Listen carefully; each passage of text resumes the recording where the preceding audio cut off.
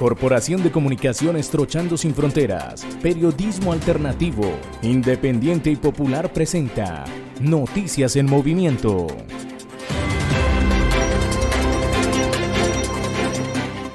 Hoy estamos transmitiendo desde la vereda Caño Seco en el municipio de Saravena.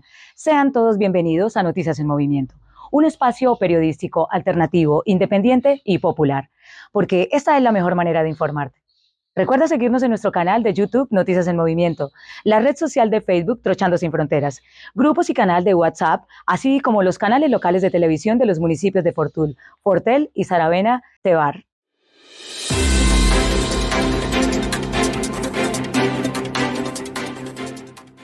Y estos son nuestros titulares. Ley de gratuidad en los programas de pregrado en las universidades es un logro que se dio a través de la lucha social. El capitalismo en el mundo es un cáncer que se ha desarrollado a costa de la dignidad humana. Masacre en la vereda Caño Seco del municipio de Saravena es un crimen de Estado que no tiene ni perdón ni olvido. Mesa de diálogo entre el ELN y el Gobierno Nacional instaló en la ciudad de Bogotá el Comité Nacional de Participación de la Sociedad. Unidad Administrativa Especial de Arauca invita a las comunidades a tener autocuidado y evitar la proliferación de los zancudos en las casas. El folclor llanero, un arte que se lleva en las raíces ancestrales llaneras.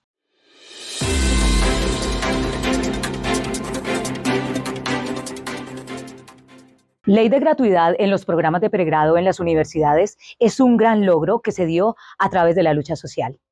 La búsqueda de la gratuidad en la educación superior en Colombia se dio a través de las luchas sociales de los estudiantes en todo el país. Albio Sepúlveda, docente del departamento de Arauca, indica que entrar en las universidades es casi imposible y que fueron muchos los muertos, desaparecidos y encarcelados para obtener este logro. Para nosotros como docentes inmersos dentro de la comunidad educativa, es un gran avance en este gobierno del cambio, puesto que las luchas de los estudiantes, de las estudiantes históricamente en todas las plazas públicas del país fue fundamental. Los estudiantes, si nos acordamos de la antigua MANE, todos los estudiantes organizados a nivel nacional han luchado históricamente buscando esta ley para llegar a concretarse este espacio. Hubo un gran proceso de liderazgo de todos los sectores políticos y sociales de todo el país, específicamente con el movimiento estudiantil.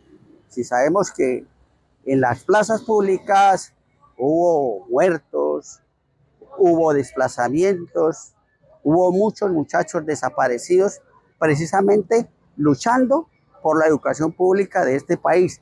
Y hoy se ve reflejada esa lucha en la calidad educativa de los estudiantes y las estudiantes del país, porque entrar a una universidad era casi que imposible para la clase baja, para la clase media del país, donde muchos estudiantes solamente llegaban al grado 11 y no podían seguir una carrera universitaria. Entonces ahí se abren las puertas para que todos los estudiantes de todas las esferas del país acudan a las universidades públicas y por ende que sea público, brindada por el Estado, una educación gratuita y de calidad para que la clase menos favorecida de estratos bajos pueda acceder por fin a una universidad pública. Falta lo que es la reglamentación de la ley, pero estamos seguros que en este gobierno, que es un gobierno asequible, con el que se puede hacer acercamientos, entonces es un gobierno que está mirando a los estudiantes como a un propósito fundamental de vida. Entonces es importante esa reglamentación, pero le aseguro que desde el espacio, desde el Ministerio de Educación Nacional y desde el Gobierno Nacional van a hacer una reglamentación ajustada a las necesidades de los estudiantes de las diferentes regiones del país.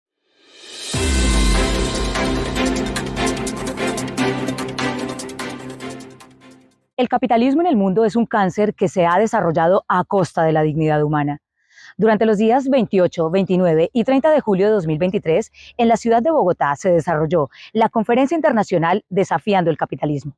Noticias en Movimiento investigó sobre los efectos del capitalismo en la humanidad.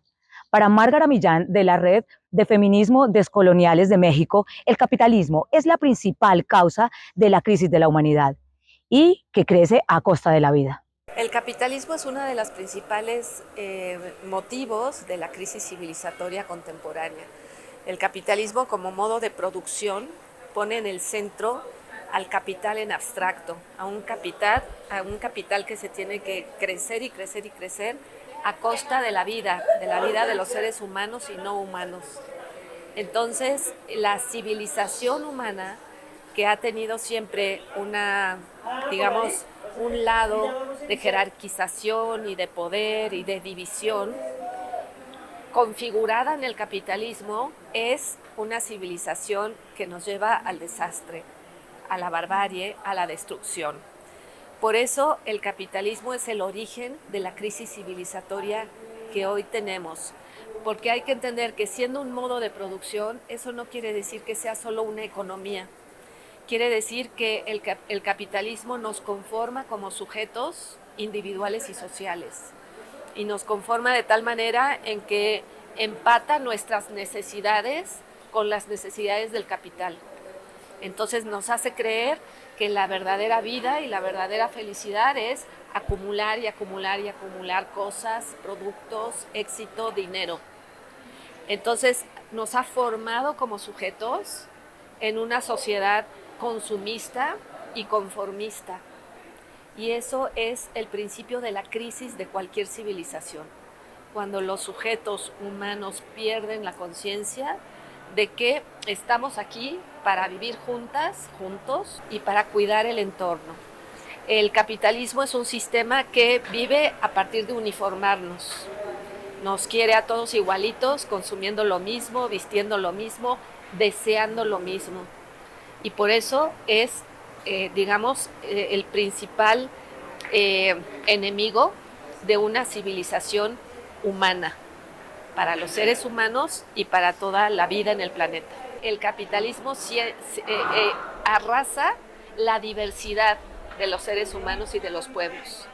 El capitalismo no puede convivir ni respetar las diferencias y la vida concreta, la vida cualitativa. Entonces, manteniendo esas diferencias, esa diversidad, es como podemos hacerle frente. Y eso se hace encontrándonos, hablándonos, conociéndonos, fortaleciendo nuestras diversidades en contra de un sistema que lo único que quiere es homogeneizarnos para conseguir el dinero y la acumulación que necesita.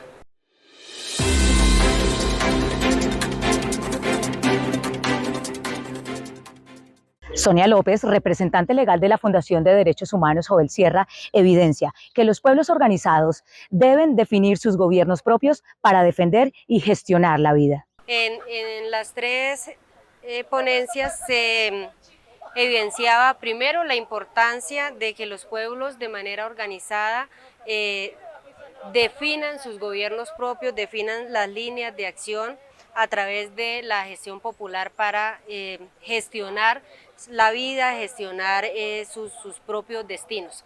Entonces la organización como un elemento fundamental para la lucha contra el capitalismo.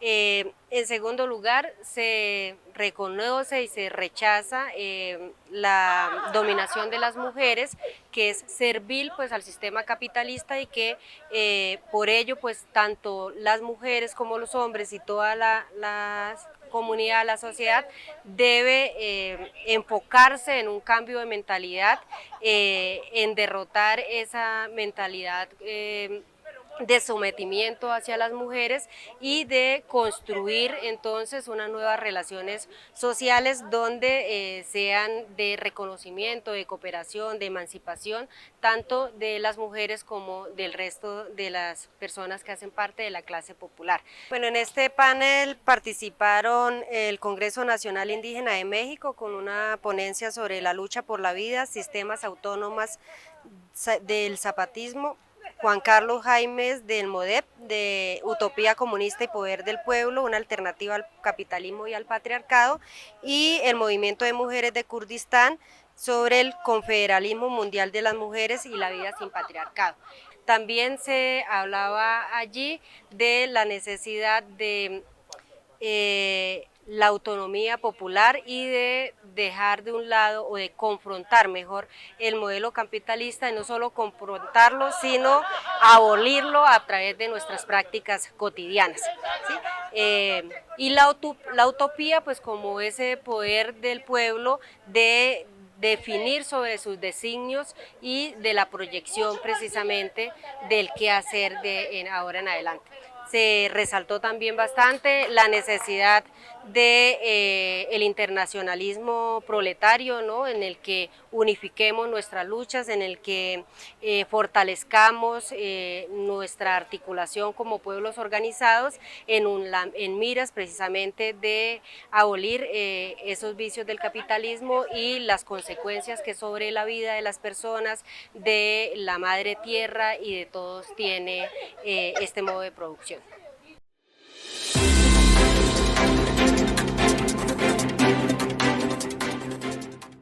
Mari Correa, de la Academia de la Modernidad Democrática, analiza que el sistema capitalista crea desigualdades y contradicciones enormes, donde se evidencia la brecha entre la riqueza y la pobreza.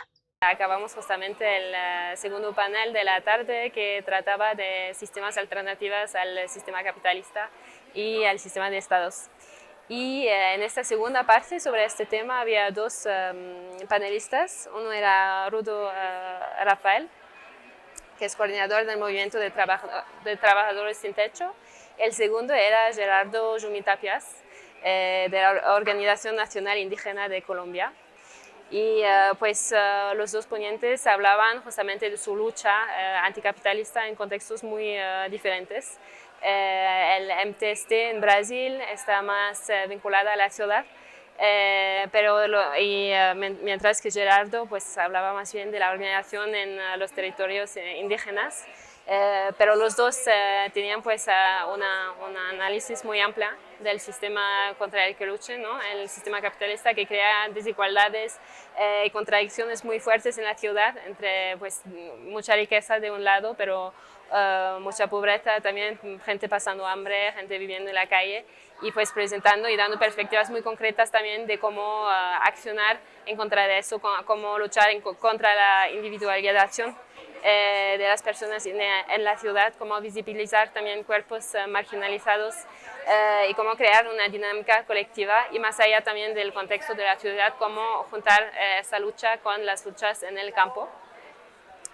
En su presentación, Gerardo ha recordado la importancia de la perspectiva histórica, de la memoria, de la resistencia, de los logros también, ¿no? de que en Colombia, por ejemplo, aún más de un tercio del territorio está controlado por pueblos indígenas. Y pues también de la importancia de conectar las luchas, sobre todo las luchas de los pueblos indígenas, y de construir alianzas internacionales.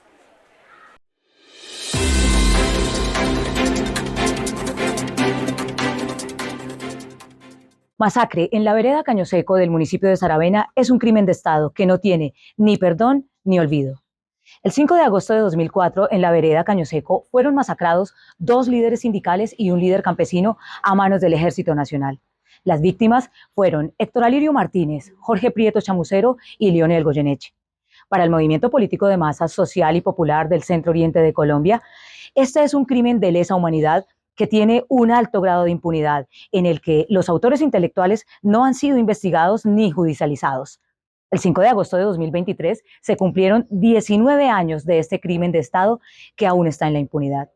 El 5 de agosto del año de 2004, hoy exactamente 19 años, en este mismo sitio en el que hoy nos encontramos, fueron asesinados 3 líderes sociales, el señor Lionel Goyeneche, Jorge Eduardo Prieto y pues mi padre Héctor Alirio Martínez, dirigentes sociales, líderes campesinos. Pues Jorge Prieto era presidente de ANTOP seccional Arauca, Leonel Goyeneche era pues directivo de la CUP y Alirio Martínez pues presidente de la Asociación Departamental de Usuarios Campesinos ADUC, de aquí del departamento de Arauca. Jurídicamente, en primera instancia o en el ámbito penal, se llevaron ciertas capturas y se condenaron a 4 soldados y un suboficial a 40 años de prisión, pero como todos lo conocemos, la ley militar fue diferente militarmente, cumplieron ya, están a punto de salir, si no es que ya salieron en libertad, pero como tal, un general, un coronel o el comandante del Rabís Pizarro, por decirlo así, no hubo un condenado más allá de un suboficial. El actor intelectual quien se imaginó, quien se dio la idea de esta masacre no está pagando lo que nos hicieron al departamento de Arauca, porque pues no somos solo la familia, sino un departamento que se vio pues muy afectado, porque fueron 3 grandes líderes los que nos asesinaron. Para ellos los hicieron pasar en su momento como delincuentes, como guerrilleros, pero lo único que significaban estos líderes para la derecha o para estos paramilitares, porque no se le pueden llamar ni siquiera soldados, o para en ese momento ese gobierno de derecha que se encontraba en cabeza de Álvaro Uribe Vélez, eran una piedra en el zapato para desarrollar su derramamiento de sangre en el departamento. Todo lo que tenían esa apuesta en este departamento que ha tocado sufrir tanto la guerra y que pues ha sido causa también del mal gobierno que nos ha tocado, y pues se la ensañaron contra este departamento y nos han venido desangrando nuestra madre tierra y nos han venido desangrando también a cada una de las familias de este bello departamento.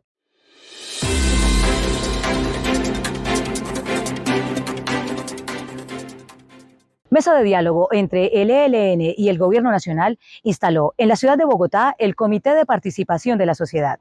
El día 3 de agosto de 2023, en la ciudad de Bogotá, se dieron cita diferentes organizaciones sociales de todo el país para asistir a la instalación del Comité Nacional de Participación de la Sociedad en la mesa de diálogos entre el ELN y el Gobierno Nacional. Allí estuvo Noticias en Movimiento para conocer de cerca las impresiones de este evento histórico en Colombia. Pablo Beltrán, jefe de la delegación del ELN, contextualizó sobre la realidad actual en Colombia y lo que significa el Comité Nacional de la Participación. Aquí les contamos. El momento que vive el país es de cambios, y eso no lo decretó alguien en particular.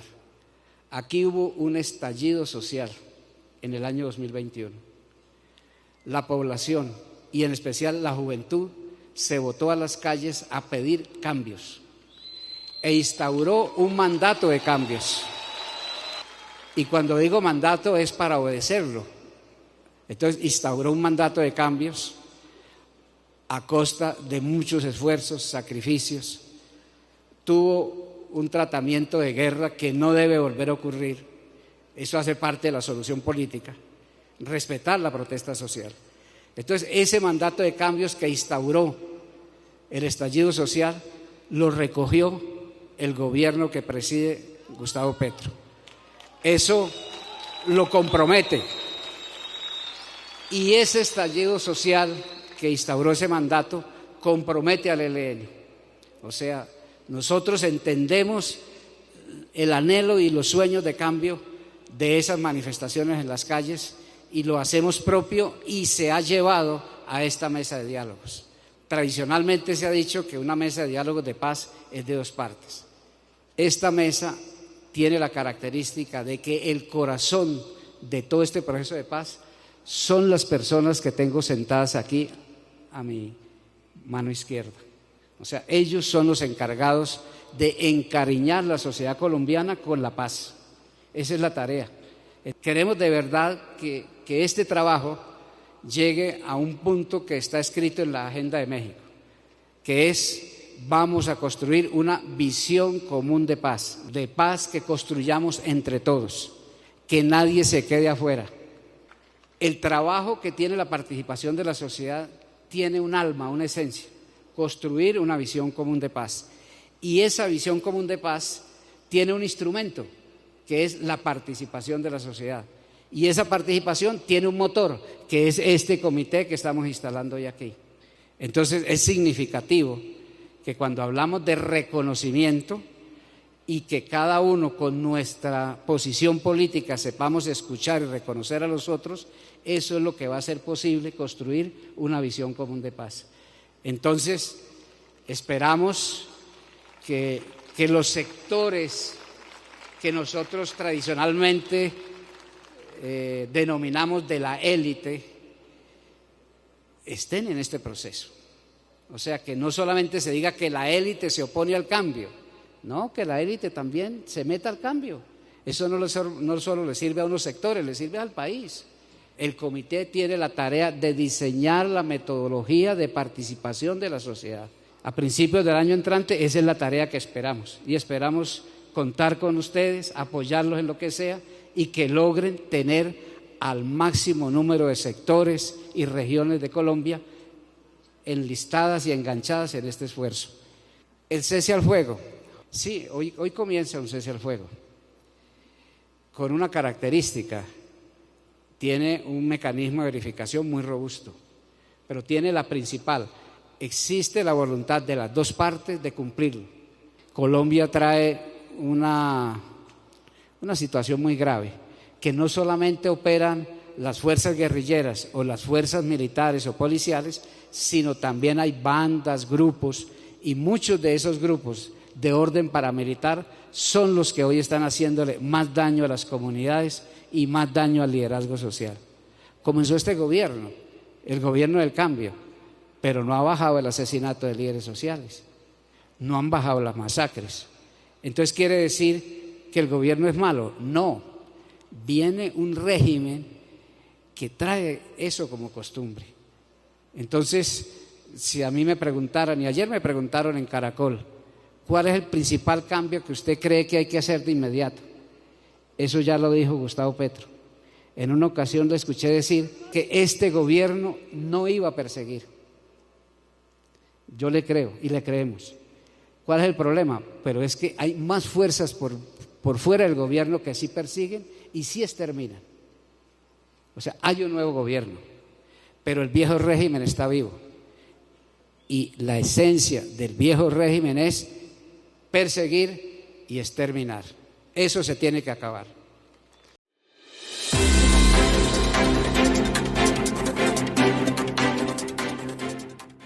El presidente de Colombia, Gustavo Petro, señala que este es un evento histórico. Dice que el conflicto que ha librado el ELN lleva décadas, que el país está viviendo una guerra heredada y Colombia es el país de la belleza, pero también el país de la sangre derramada. Primero hay que dar una felicitación. Nunca, jamás en la historia contemporánea el ELN había llegado a esta posición.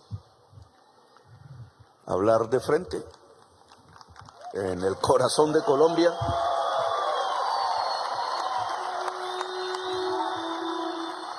sin dejar de ser el ELN, sin armas, ante la diversidad de Colombia, ancha y profunda, ante el Estado de Colombia, con el cual ha librado una guerra que se remonta desde el año 1964. Guerra que simplemente por su antigüedad, en esto que yo llamo la guerra perpetua, pues ya lleva generaciones en ella. Yo tenía 4 años cuando el ELN comenzó su conflicto y todos los aquí presentes, incluso algunos y algunas, no habían nacido. Quienes iniciaron ese conflicto en aquella época hoy no están, la mayoría, creo, han muerto de una u otra manera, tanto del campo del Estado como del campo del ELN. Tenemos una guerra heredada, esta generación y la juventud generacional de esta época está viviendo guerras de los abuelos y de los bisabuelos. Y aún nosotros no somos capaces de solucionarlas. Guerras y violencias heredadas, una historia que tiene que resolverse. De una fase a otra tenemos que pasar. Hay que de alguna manera cerrar una puerta sin olvido y abrir ventanas y puertas hacia el futuro, hacia la libertad, hacia lo que no conocemos, hacia el viento, hacia adelante. Un futuro que tiene que ser pacífico, no otra violencia más. Colombia ha pasado de violencia en violencia. Pareciera que nos acompaña como parte de nuestra historia, pareciera que fuese sinónimo la palabra violencia y muerte y la palabra Colombia. Y resulta que Colombia es el país de la belleza, pero lamentablemente también el país de la sangre derramada. Aquí este acto, indudablemente, en medio de muchas desconfianzas, en medio de mucha destrucción, de un momento que quisimos que alcanzábamos la paz allá en el gobierno de Santos al final, y que de pronto se deshizo por decisiones políticas dentro del Estado, que quisieron hacer retroceder, en mi opinión, muy equivocadamente, unos y otros, para introducirnos de nuevo en otra fase de la violencia que ya muy poco tiene del anterior que hemos vivido.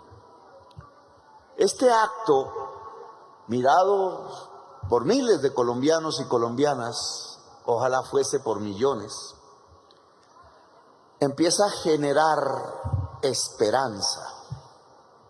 Hemos tenido una sociedad, y aún la tenemos, una sociedad del miedo. Construyen miedo entre la sociedad, por eso matan, por eso hacen masacres. No es la masacre por la masacre, es la masacre para que quienes sobreviven en un territorio, en un municipio o en el país tengan miedo.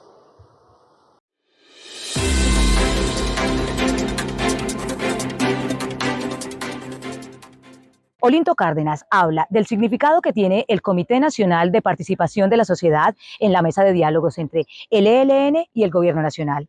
Igualmente, indica que se avecinan grandes retos para este comité. Esto es un momento histórico, ya el que aquí delante de 4.000 personas o más, y sobre todo en cadena nacional, haya hablado el primer jefe de la delegación negociadora del Ejército de Liberación Nacional, y haya dicho muy claramente lo que considera son las raíces de un conflicto económico, político, social y armado en este país.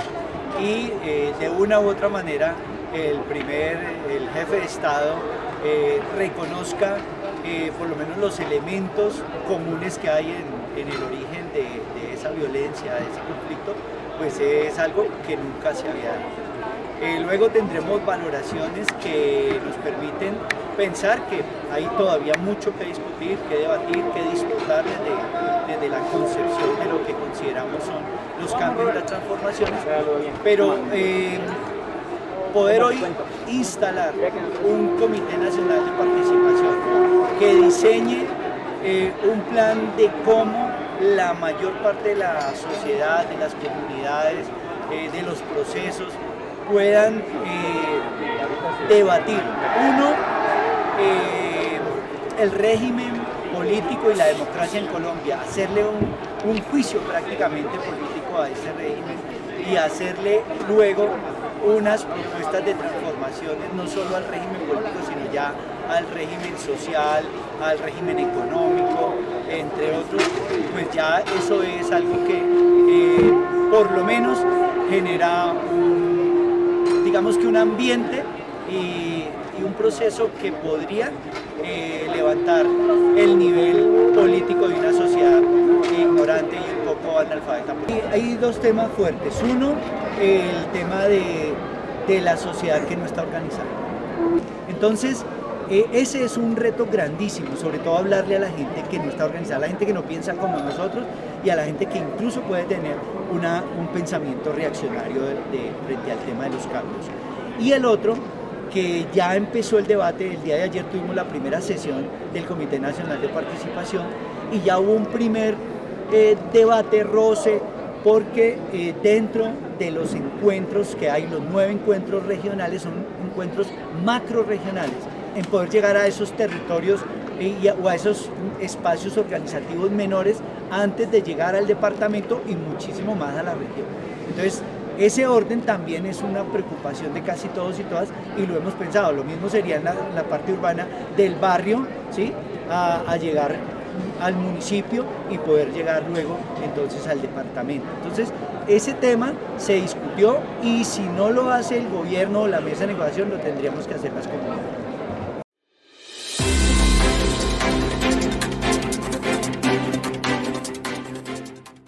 Unidad Administrativa Especial de Arauca invita a las comunidades al autocuidado y a evitar la proliferación de zancudos en las casas. El zancudo es uno de los vectores de transmisión del dengue. Para conocer de este tema, Noticias en Movimiento habló con Luis Sandoval del programa Enfermedades de Transmisión por Vectores.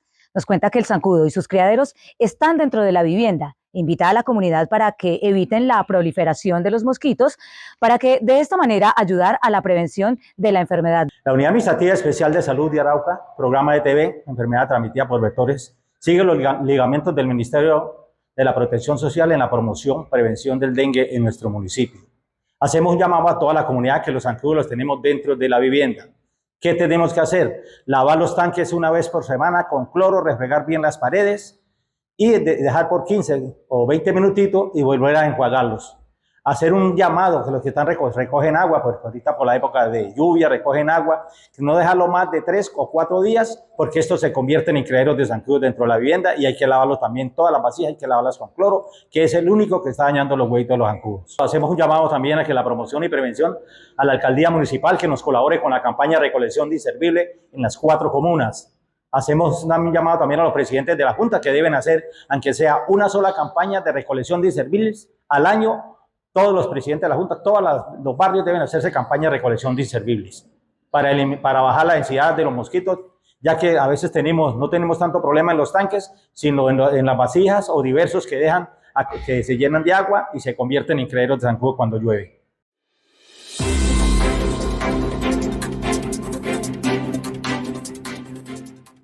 Y en nuestro espacio cultural, el folclor llanero, un arte que se lleva en las raíces ancestrales llaneras. Alonso Castrillo, un arauquiteño de nacimiento, pero saraminense de corazón, licenciado en música, cuenta a Noticias en Movimiento que con la música quiere que los niños del municipio de Saravena aprendan a querer las raíces culturales llaneras. También observa que la música es una herramienta para investigar y mostrar las problemáticas sociales.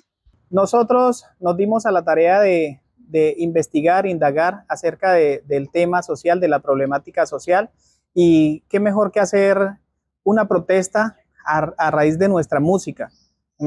Sin decir que hay malos y que hay buenos, solamente contarle al mundo que de verdad el departamento de Arauca tiene mucho por mostrar. Son más las cosas buenas que hay en nuestro departamento de Arauca que esas cosas que de verdad nos estigmatizan a nivel nacional e internacional. El grupo es del municipio de Arauquita, perteneció al municipio de Arauquita, llamado Juventud Llanera.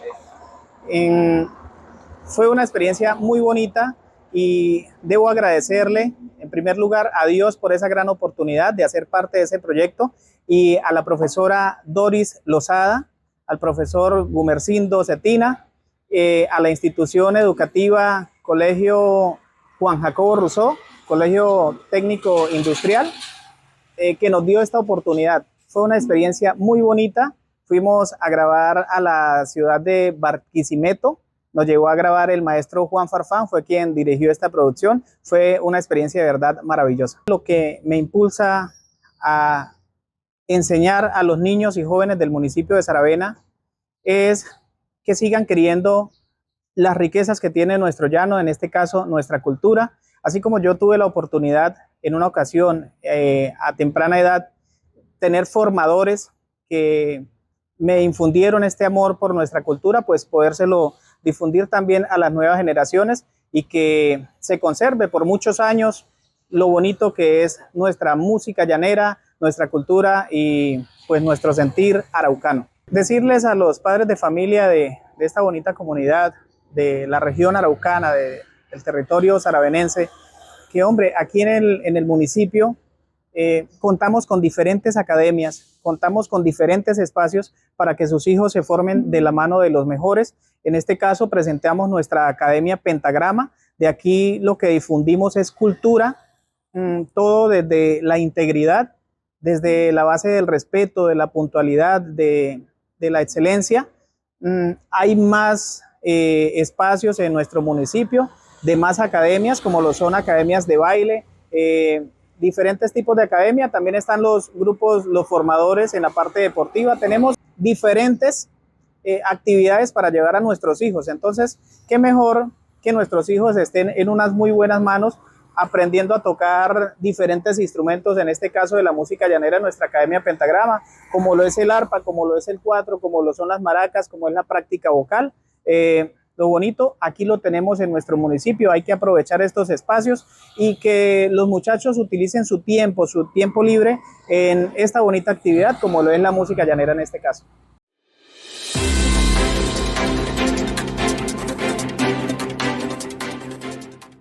Noticias en Movimiento, porque somos periodismo alternativo, independiente y popular. No olvides seguirnos a través de nuestro canal de YouTube, Noticias en Movimiento, la red social de Facebook y canales de WhatsApp, canales locales de televisión de los municipios de Fortul, Fortel y Saravena, Tebar. Nos vemos el próximo martes. Gracias por acompañarnos.